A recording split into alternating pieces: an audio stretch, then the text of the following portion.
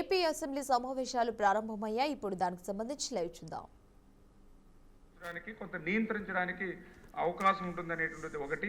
రెండోది వ్యర్థాల నిషేధం. ఇప్పుడే గౌరవ సభ్యులు చెప్పినట్లుగా వాస్తవ అధ్యక్ష ఇవాళ నదుల్లో కానీ కాలువల్లో కానీ జంతు కలేబరాలు కానీ డ్రైన్స్ కానీ ఇవన్నీ కూడా ప్లాస్టిక్ కానీ ఇవన్నీ కూడా కాలువల్లోనే డస్ట్బిన్లుగా వాడుతున్నటువంటి పరిస్థితుల్లో ఈ యొక్క ప్లాస్టిక్ వ్యర్థాలన్నీ కూడా క్లియర్గా మనం దాన్ని నియంత్రించి నిషేధం కూడా విధించడం జరిగింది అధ్యక్ష.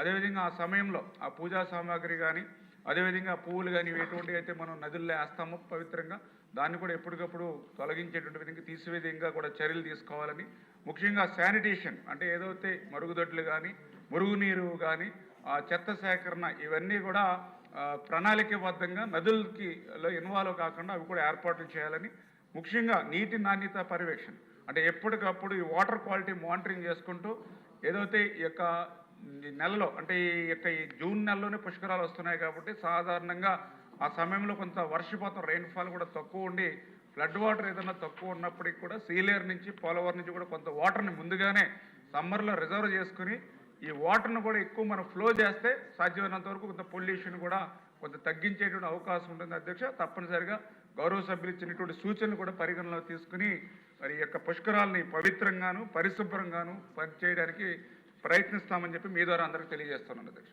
ఒక బోలిశెట్టి శ్రీనివాస్ గారు మంత్రి గారు ఒక సప్లిమెంటరీ అధ్యక్ష. మరి ఏదైతే ఈ నదులు కలుషితం అవుతున్నాయని చెప్పి ఇవాళ క్వశ్చన్లో వచ్చిందో అది చాలా ఇంపార్టెంట్ అధ్యక్ష. ఆ నదుల నుంచి వచ్చే మెయిన్ కాలువలన్నీ కూడా మా తాడేగూడెం పట్టణం మీదుగా ఏలూరు వరకు కూడా ఉన్న విలేజ్లకు కానీ టౌన్లకు కానీ సాగునీరు తాగునీరు అందించే విధంగా ఉండే అధ్యక్ష.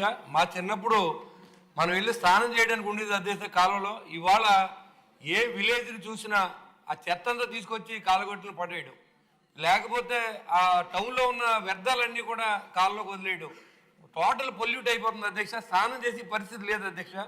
దాన్ని కాపాడుకోవాల్సిన బాధ్యత మనకు ఉంది కాబట్టి దాని మీద లో లెవెల్ కెనాల్లో మిడ్ లెవెల్ కెనాల్లో కూడా ఈ డ్రైన్లు పెట్టేసి అవి కూడా పనిచేయకుండా రైతులు మురుగులో వ్యవసాయం చేస్తున్నారు అధ్యక్ష.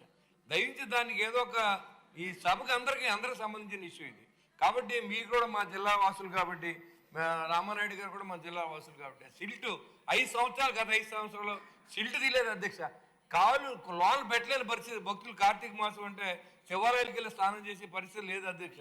కాబట్టి దయించి ఇమీడియట్గా సిల్ట్ తీయించాలి. ఈ వ్యర్థాలని కంట్రోల్ చేయడానికి ఏదో చట్టం చేయాలి అధ్యక్ష. పర్యావరణ శాఖ నుంచి కూడా గౌరవ ఉప ముఖ్యమంత్రి గారు కూడా విన్నవిస్తున్నాను అధ్యక్ష.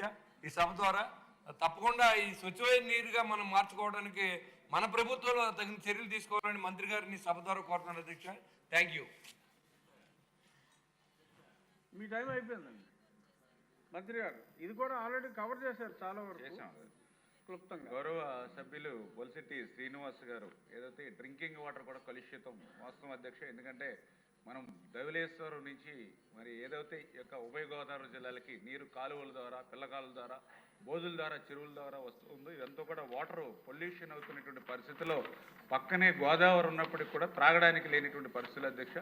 దానితో మొన్ననే మన జలజీవన్ మిషన్లో కూడా అమరజీవి జలజీవన్ మిషన్ ద్వారా మరి గౌరవ ఉప ముఖ్యమంత్రులు కూడా ఆ యొక్క వాటర్ వర్క్స్ను కూడా మొన్ననే శంకుస్థాపన చేసినటువంటి పరిస్థితి కూడా మీ ద్వారా తెలియజేసుకుంటూ ఖచ్చితంగా ఏదైతే ఈ యొక్క జంతు కలేబరాలు వాస్తవం మేము కూడా ఎందుకంటే ఈ కాలువల్లో మీరు కూడా పూడికి కానీ లేదా గొరబడెక్క కానీ మీరు కూడా సొంత ఖర్చులతో వీటితోటి కూడా మీ ఉండి నియోజకవర్గంలో మీరు కానీ మేము కానీ పాలకులు మనం కూడా ఇన్వాల్వ్ అవుతూ ఉన్నాం. అటువంటి పరిస్థితులు మనం కూడా చూస్తున్నాం. జంతు కలేబరాలు కూడా కాలువల్లో ఉంటూ ఉన్నాయి. కొన్ని చోట్ల చూస్తుంటే పౌల్ట్రీస్ ఉంటే చచ్చిపోయినటువంటి కోళ్ళను కూడా బస్తాల కింద కట్టి కాలువలో వేస్తున్నటువంటి పరిస్థితి ఇవన్నీ చూస్తూ ఉన్నాం. డ్రైన్స్ ఇవన్నీ కూడా ఖచ్చితంగా ఆ యొక్క పొల్యూషన్ కంట్రోల్ బోర్డు అదేవిధంగా ఇతర శాఖలతోటి కూడా సమన్వయం చేసుకుని గౌరవ సభ్యులు చెప్పినట్లుగా దీని మీద చట్టాలను కొంచెం కఠినం చేసి ఈ యొక్క కాలువల్లోనూ పర్టికులర్గా ఈ యొక్క వాటర్ పొల్యూషన్ కాకుండా తీసుకునేటువంటి నిర్ణయాల మీద మేము కూడా ఆలోచన చేసి ముందుకెళ్తామని చెప్పి తెలియజేస్తాం. చిన్న చిన్న శిక్షలు పెనాల్టీలు కూడా ఆలోచించాలండి. ఓకే సార్ తప్పనిసరి. Thank you sir. జనాల్లో మినిస్టర్ గారు జనాల్లో భక్తిభావం ఎవ్రీ ఇయర్ చాలా ఎక్కువగా పెరుగుతుంది. దేవాలయాల్లో రష్ కూడా చూస్తున్నారు కాబట్టి దానికి తగ్గట్టుగా పుష్కరాల ఏర్పాట్లు ఎలా చేయాలో కూడా మీరు మున్సిపల్ అడ్మినిస్ట్రేషన్ మినిస్టర్ గారు కూడా ప్లాన్ చేయాల్సిన అవసరం ఉంది. క్వశ్చన్ నెంబర్ 1335 అడిగిన సభ్యులు సభలో లేనందువల్ల సమాధానం చెప్పినట్టుగా భావించాలి. క్వశ్చన్ నెంబర్ 1265 గౌరవ ఆరోగ్య శాఖ మంత్రి గారు.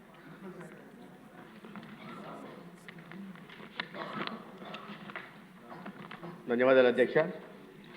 అధ్యక్ష, గౌరవ సభ్యులు దగ్గుపాటి ప్రసాద్ గారు అడిగిన మొదటి ప్రశ్నకి సమాధానం లేదండి. రెండో ప్రశ్నకి సమాధానం అనంతపురం ప్రభుత్వ సర్వజన ఆసుపత్రి జీజీహెచ్లో మొత్తం 1348 ఆపరేషన్ పడకలు, వాటిలో 1205 జనరల్ పడకలు మరియు 143 ఐసీయూ పడకలు ప్రజలకు సేవలను అందించడానికి అందుబాటులో ఉన్నాయి అధ్యక్ష. ధన్యవాదాలు అధ్యక్ష. ప్రసాద్ గారు.